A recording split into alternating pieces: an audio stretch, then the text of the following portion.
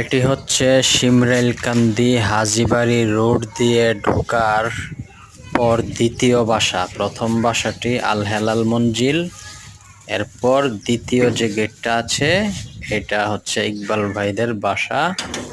আমরা দেখতে পাচ্ছি গেটের ভেতরে ঢোকার পরেই দুপাশে সবুজায়ন। তো চাইলে আপনিও আপনার বাসার রাস্তাটিকে এরকমভাবে সবুজায়ন করতে পারেন।